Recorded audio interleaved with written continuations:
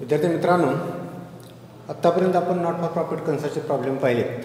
त्यामध्ये receipt and payment account आणि ॲडजस्टमेंट्स दिले असता आपण प्रॉब्लेम कसा सोडवायचा याविषयी माहिती पाहिली.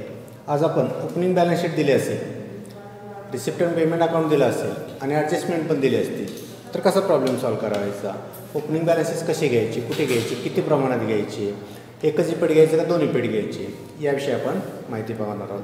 प्रॉब्लेम वाचतो. From the following information supplied to you prepare income and expenditure account for the year ending 31 March 2020 and balance sheet as on that date for Moriya sports club Thane.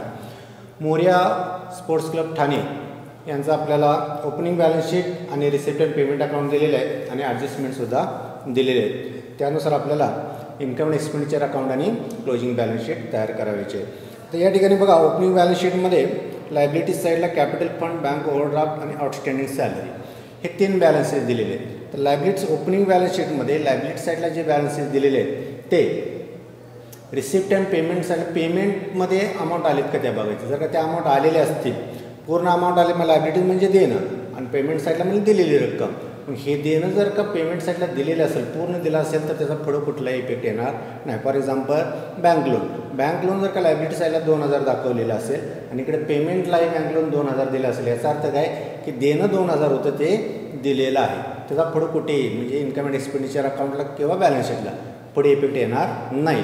पण त्या 2000पैकी फक्त 1000 दिलेले असतील तर 1000 तुमचे क्लोजिंग बॅलन्स शीटला लायबिलिटी साईडला येतील. पूर्ण रक्कम दिली असेल तर पुढे येणार नाही. त्याच पद्धतीने बँक ओव्हरड्राफ्ट असेल, आउटस्टँडिंग सॅलरी असेल, जेवढी रक्कम दिली ती रक्कम आपल्याला टोटल एक्सपेंडिचरमधून ती आपल्याला वजा करावी लागेल आणि शिल्लक राहिलेलीच रक्कम घ्यावी लागेल. त्याच पद्धतीनं असेट साईडला काय तुमच्या रेव्हेन्यू आणि कॅपिटल रिसिप्ट असणार आहेत.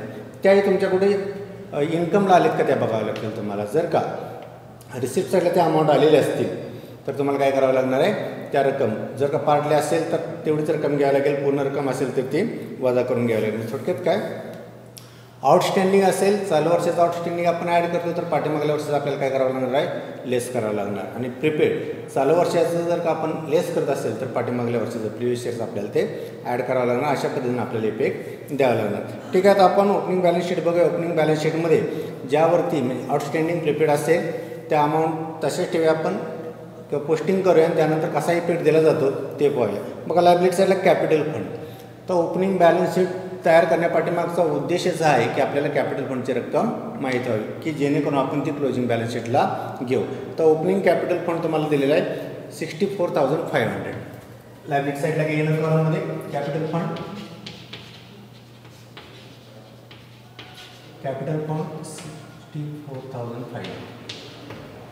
इनर कॉलममध्ये घ्या 64,500. नेक्स्ट बॅलन्स शीट बॅलन्स दिलेला आहे तुम्हाला बँक ओव्हरड्राफ्ट 38,000 दिलेले आहेत. या ठिकाणी आता आपण घेऊया पेमेंटला दिला असेल तर त्यानंतर ते आपण लेस करून घ्या. बँक ओव्हरड्राफ्ट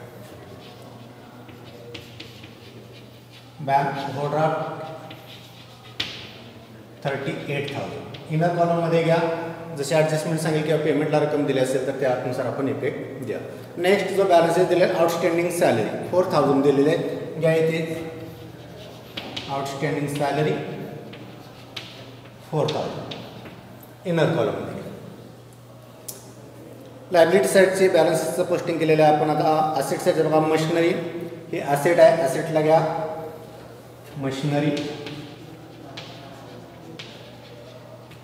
ॲडजस्टमेंट यावरती नाही आहे, असेटमध्ये फक्त फर्निचरवरती ॲडजस्टमेंट आहे. आउटर कॉलममध्ये रक्कम घ्या 69,000.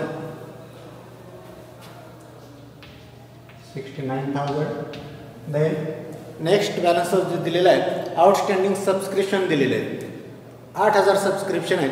ते आपण आता रिसिप्टला किती पार्टली रक्कम दिली का पूर्ण रक्कम दिली त्यानुसार इफेक्ट देणार आहोत. याचा इफेक्ट आपण नंतर देऊया. प्रिपेड इन्शुरन्स प्रीमियम याचाही इफेक्ट आपण नंतर देऊया. फर्निचर ओपनिंग बॅलन्स आहे 15,000. फर्निचर ओपनिंग बॅलन्स आहे 15,000. इनर कॉलममध्ये घ्या ॲडजस्टमेंट आहे यावरती. नेक्स्ट कॅश इन हँड 12,000 आहेत. या ठिकाणी बघा ओपनिंग कॅश बॅलन्स शक्यतो पुढं रिसिप्ट साईडला आलेला असतोय त्यामुळं पुढे ओपनिंग बॅलन्स जर का रिसिप्टला किंवा रिसिप्टला आले असेल तर घ्यायचे नाहीत. ज्या पद्धतीने मला सांगितलं लायबिलिटी साईडला ज्या अमाऊंट आलेल्या ते पेमेंटला दिले असतील तर त्या घ्यायच्या नाहीत. कॅश हा कंपल्सरी असतो, त्यामुळं आपण इथं पोस्टिंगच करत नाही त्याचं, कारण इथला जो क्लोजिंग बॅलन्स असतो तो पुढील आपला ओपनिंग बॅलन्स असतो. हा कॅश इन हँड जो 12,000 आहे तुमचा रिसिप्ट साईडला सुरुवातीला दिलेला आहे तो नका घेऊ. आणि पुढे आउटस्टँडिंग लॉकर रेंट जे आहे त्याचा इफेक्ट आपण नंतर घेणार आहोत. रक्कम जशी आली, चालू वर्षी किती दिली, पार्टली दिली का फुल दिली, किंवा पाठीमागल्या वर्षाचं काय करायचं, नेक्स्ट इफेक्ट द्यायचा का नाही, का एकच इफेक्ट घ्यायचा, आपण पुढील रिसिप्ट अँड पेमेंट अकाउंटमध्ये जे बॅलन्सेस दिलेले आहेत त्यानुसार ठरवूया. बघा आता या ठिकाणी रिसिप्ट अँड पेमेंट अकाउंट तुम्हाला दिलेलं आहे. रिसिप्टला टू बॅलन्स ब्रॉटडाऊन 12,000, या ठिकाणी असेटला दिलं तर बघा कॅशचा बॅलन्स 12,000 तो पुढे येणार नाही. त्यानंतर सबस्क्रिप्शन दिलेले आहेत 1,05,000, 1,05,000 सबस्क्रिप्शन दिलेलं आहे. इन्कम साईडला घ्या बाय सबस्क्रिप्शन 1,05,000. आता यानंतर पाठीमागल्या वर्षाचा जो आपण मगाशी इफेक्ट दिलेला नाही त्याचा इफेक्ट बघूया. आउटस्टँडिंग सबस्क्रिप्शन बघा 8,000 दिलेले आहेत आणि ॲडजस्टमेंटमध्ये सुद्धा याचा इफेक्ट दिलेला आहे. ठीक आहे, हे सर्व इफेक्ट आपण ॲडजस्टमेंटचे इफेक्ट देताना देऊया. आता इनर कॉलममध्ये रक्कम लिहून घेऊया. सबस्क्रिप्शन 1,05,000.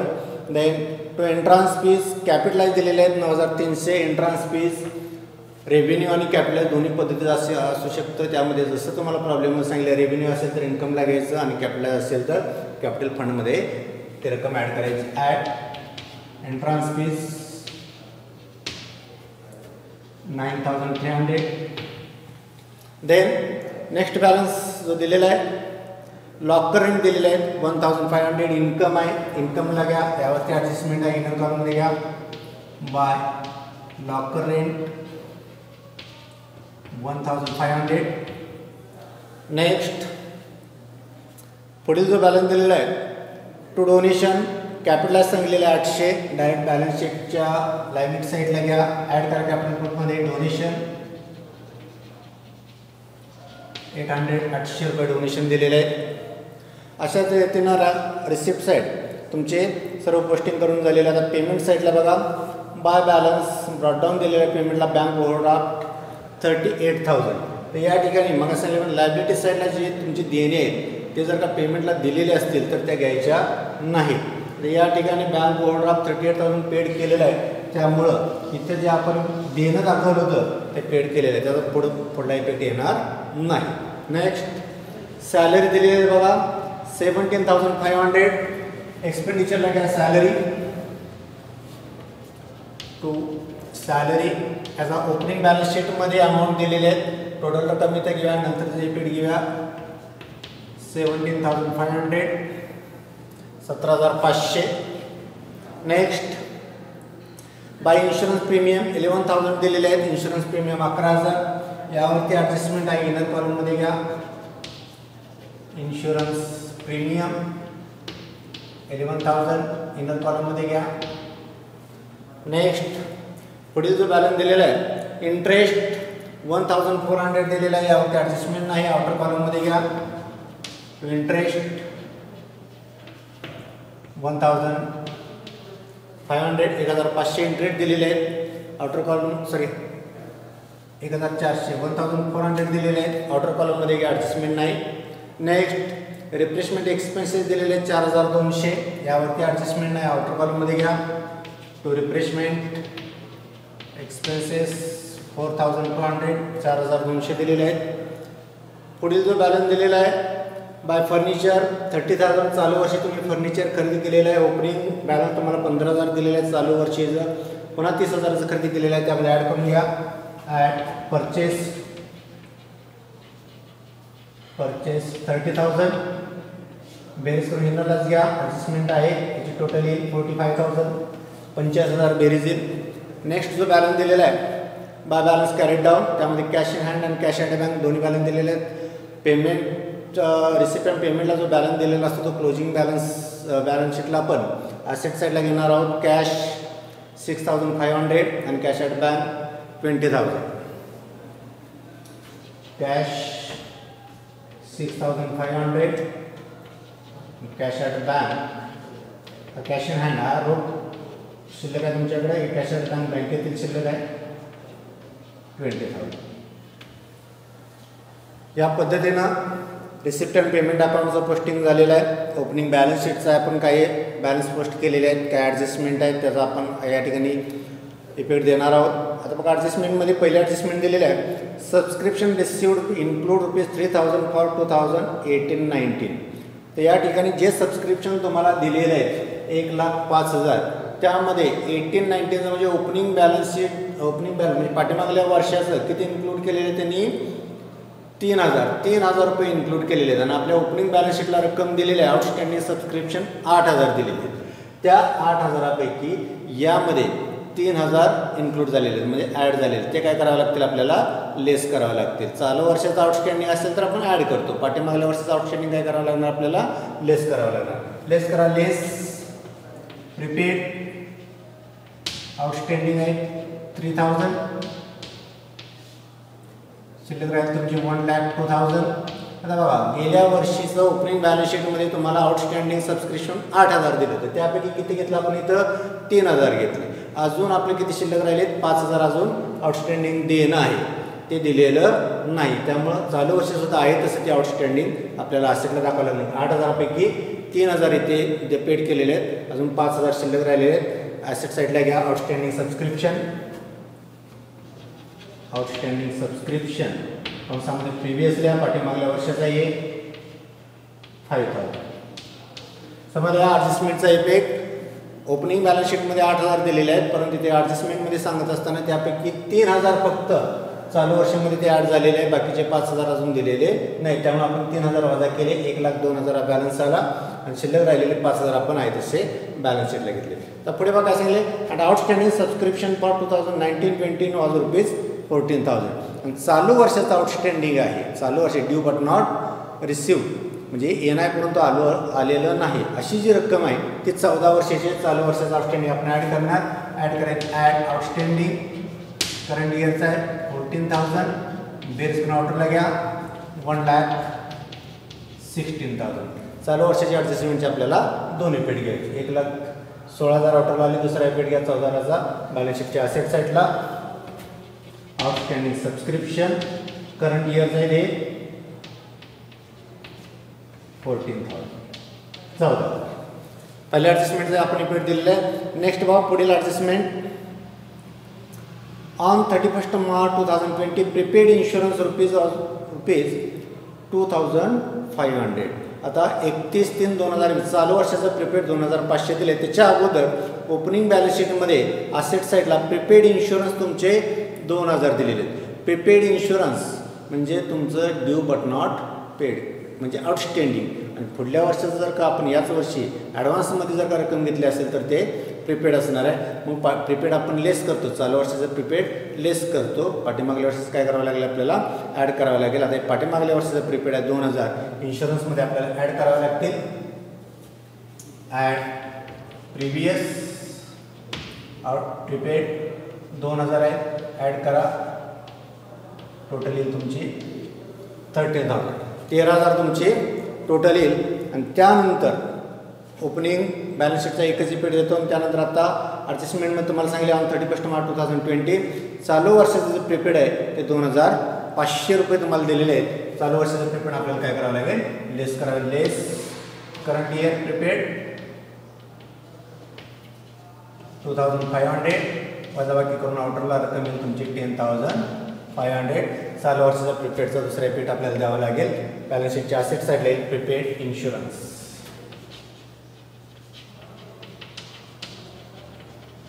Prepaid insurance 2,500. नेक्स्ट पुढे जो बॅलन्स दिलेला आहे डेप्रिशिएट फर्निचर बाय 3,000. डेप्रिशिएशन तुम्हाला दिलेलं आहे 3,000.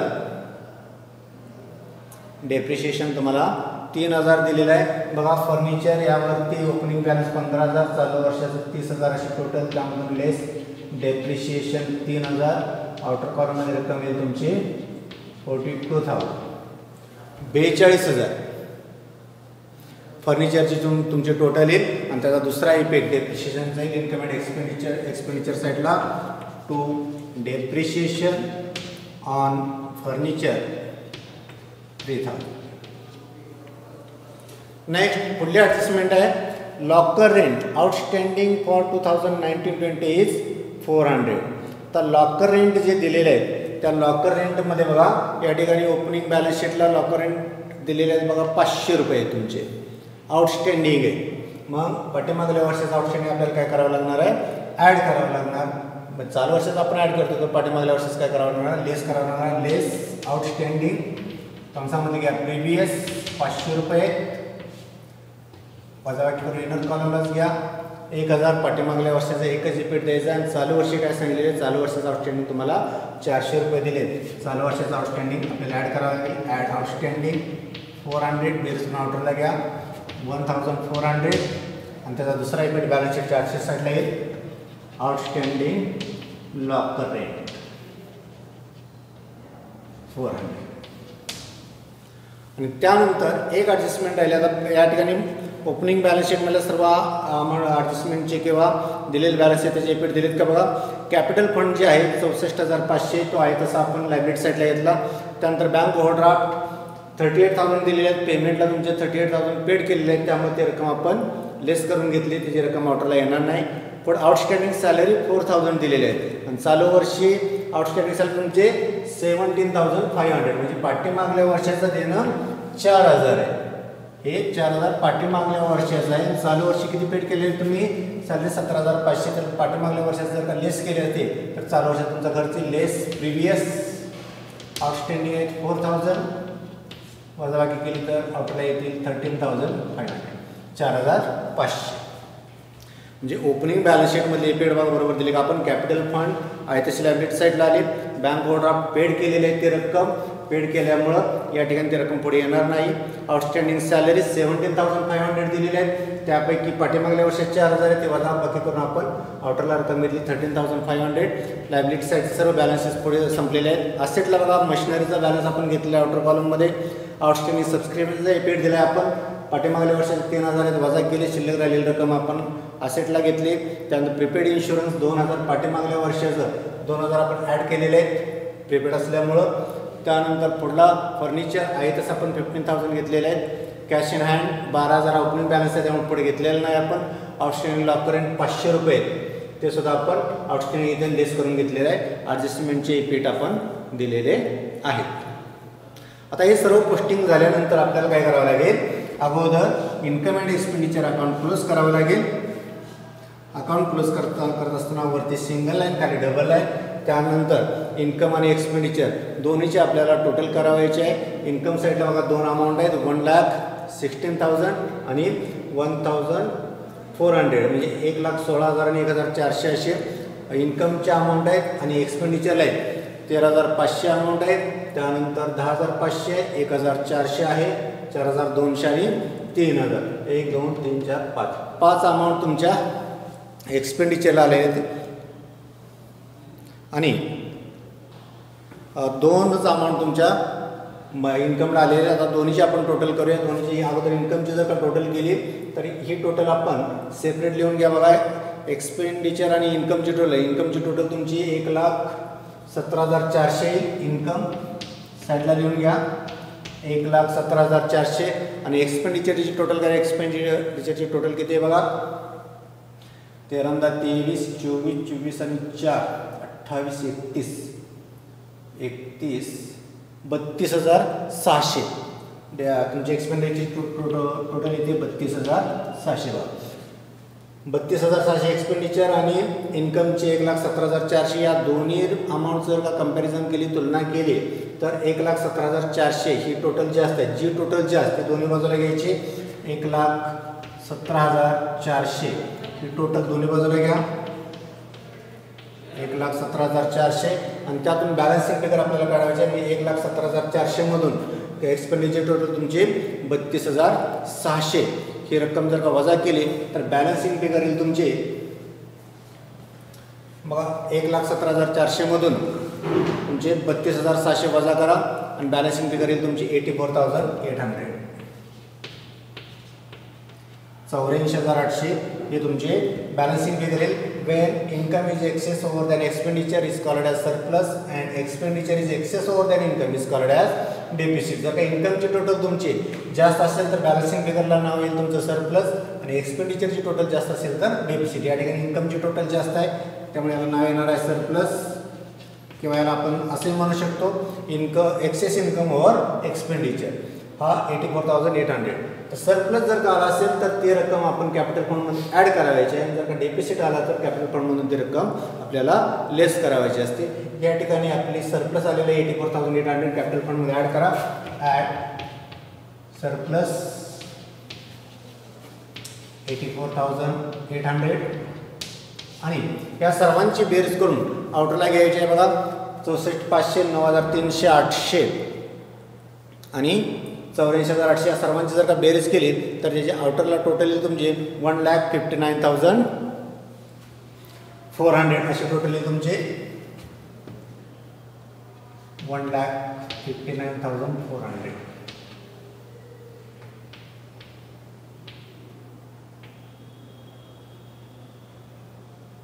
ठीक आहे. 1,59,400 हे टोटल तुमच्या आउटरला येईल.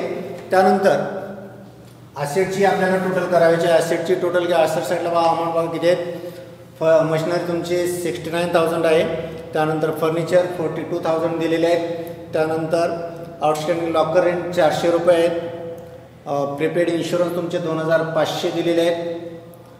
आउटस्टँडिंग सबस्क्रिप्शन करंट इयर तुमचं 14,000 आहे. पाठीमागल्या वर्षाचं 5,000 दिलेले आहेत आणि कॅश इन हँड 6,500 आणि कॅश ॲट बँक 20,000 अशा अमाऊंट दिलेले आहेत. या सर्वांची जर टोटल तुम्ही केली